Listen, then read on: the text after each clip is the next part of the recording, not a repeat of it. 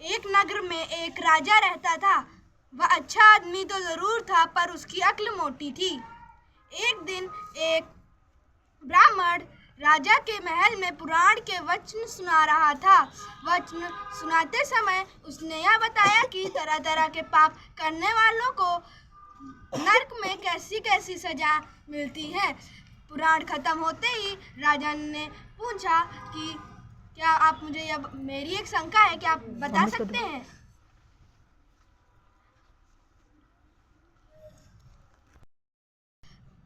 कि धरती पे तो तरह तरह के प्राणी रहते हैं, उनमें से कुछ लोग स्वर्ग में और कुछ लोग नरक में कैसे जाते हैं, मुझे विस्तार पूर्वक समझाइए।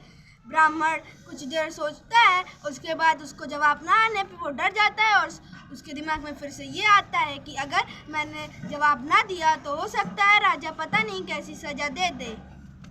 और उसने फिर झूठ बोला कि मैं अभी बहुत ज़्यादा विस्तार पूर्वक नहीं समझा सकता, क्या मुझे थोड़ी देर सारे पुराण पढ़ने का वक्त मिल सकता है।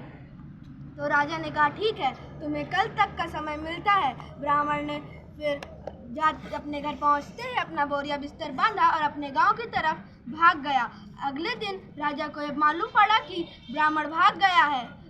फिर उसने सोचा कि शायद मेरा सवाल बहुत मुश्किल था, इसीलिए ब्राह्मण को समझ में नहीं आया। फिर वह जो भी उसे मिलता उससे यह सवाल पूछने लगा।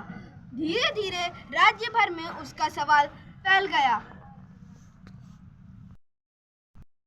पुराण सुनाने वाले राजा का बेटा भी उसी गांव में रहता था। वह अपनी माँ को बहुत तंग करता था। एक दिन उसकी माँ चक्की से आटा पीस रही थी, तभी वह उनके बगल में आके बैठ गया। उसकी माँ ने बोला कि कितना अच्छा होता अगर तुम राजा की समस्या का हल बता सकते। लड़के ने पूछा वह किस तरह की समस्या है।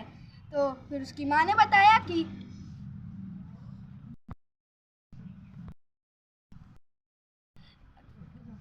धरती पे तो करोड़ों संख्या में लोग रहते हैं, उनमें से कुछ लोग नर्क और कुछ लोग स्वर्ग में कैसे जाते हैं।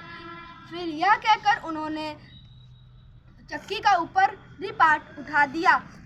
ऊपरी पार्ट उठाते ही लड़के ने देखा कि कुछ गेहूँ पिस के तमाम हो चुके हैं और कुछ गेहूँ ज्यों के त्यों हैं। तभी उसने सोचा कि लगता है मुझे समस्या का हल मिल गया।